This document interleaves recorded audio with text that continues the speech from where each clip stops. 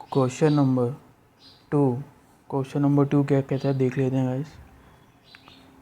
Steps involved in conducting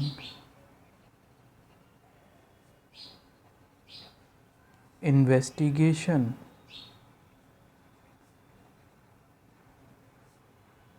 on behalf of incoming partner।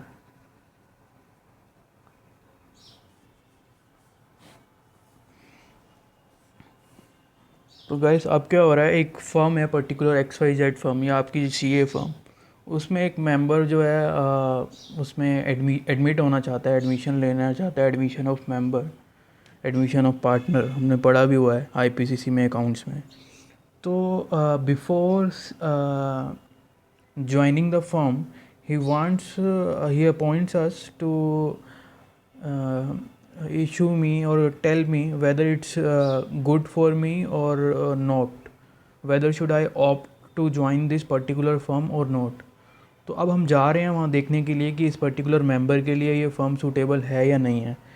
तो जब हम जाते हैं तो वो कहता है वो कौन सा जो अकाउंटेंट है या जो ऑडिटर है जब वहाँ पर। और एक चीज़ मैं गाइस आपको और बता दूँ, यहाँ पर जितना भी जो काम हो रहा है वो काम ऑडिटर भी कर सकता है, अकाउंटेंट भी कर सकता है, कोई भी बंदा कर सकता है, इसमें ऑडिटर की कंपल्शन नहीं है। तो गाइस इस चीज़ का एक और ध्यान रखेंगे आप। तो वो जा रहा है, जो बंदा जा रहा है हम उसे ऑडिटर मानते हैं, तो ऑडिटर उसमें बेसिकली क्या पॉइंट्स ऐसे चेक करेगा जिससे उसके क्लाइंट का जो डिसीज़न है इस पर्टिकुलर फर्म में आने का वो सही है या नहीं है इसका पता लग सके। तो देखते हैं पहला point.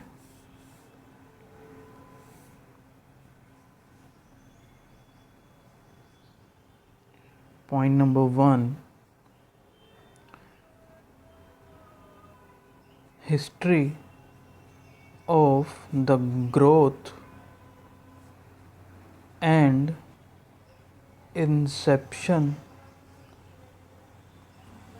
of the firm।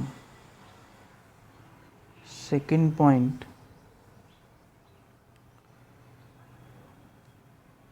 examine the partnership deed with respect to capital contribution, with respect to capital contribution, drawing rights and retirement benefit।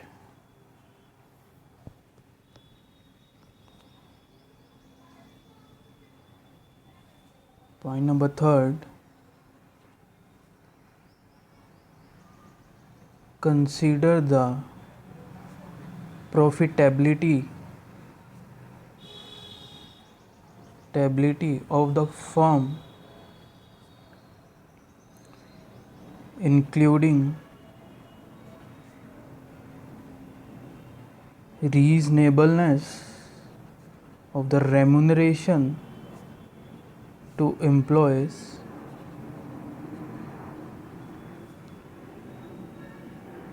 as compared to their qualifications, experience, etc। Point number 4 देखते हैं क्या कहता है।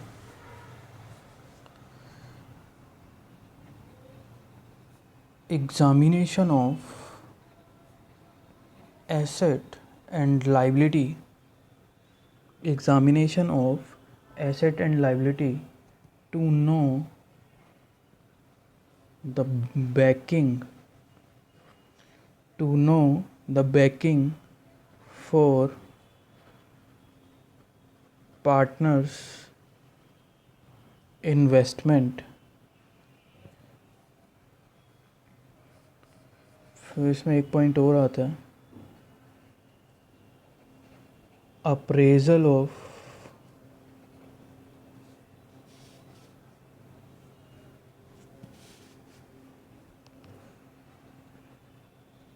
intangible goodwill,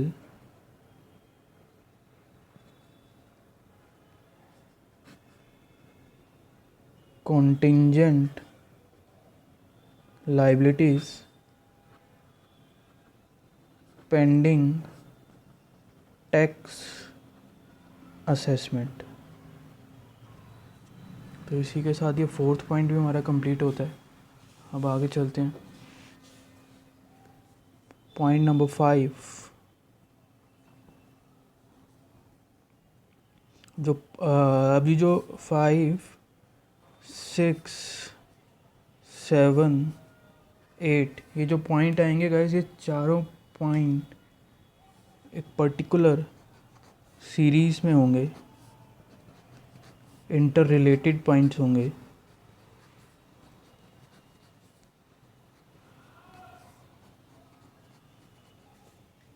तो देखते हैं guys. First point is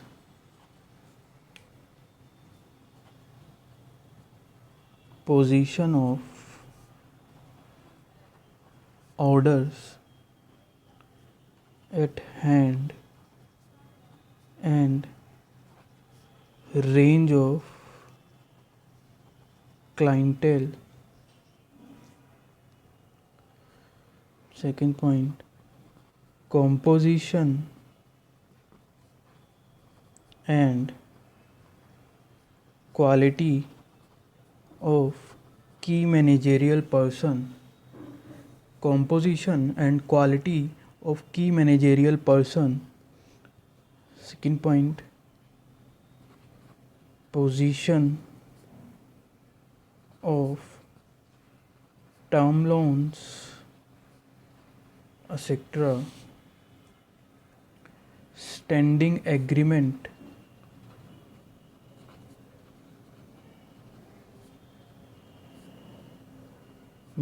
with employees, standing agreement with employees as regard to their salary and other benefits. तो इसमें जैसे आप देखेंगे ना गाइस, इसमें सबसे पहले बोलता है कि हमारे हाथ में अभी कितने ऑर्डर्स हैं और हमारे कितने क्लाइंट्स हैं। फिर उसके बाद हमारे जो की मैनेजरियल पर्सन की उनकी क्वालिटी कैसी है, टर्म लोन कैसे चल रहे हैं, एग्रीमेंट जो एम्प्लॉयज़ के साथ है वो कैसा बना हुआ है। तो एक ये इंटरनल पॉइंट्स हैं, मतलब किसी पर्टिकुलर इंटरनली जो पॉइंट देख रहे हैं ये इंटरलिंक्ड आपस में पॉइंट्स हैं। Point number 5, 6, 7, 8। पॉइंट नंबर 9 देखते हैं गाइस।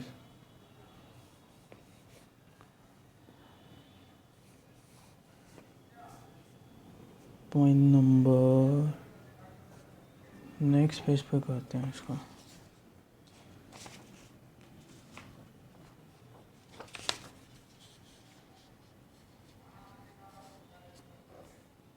Point number 9,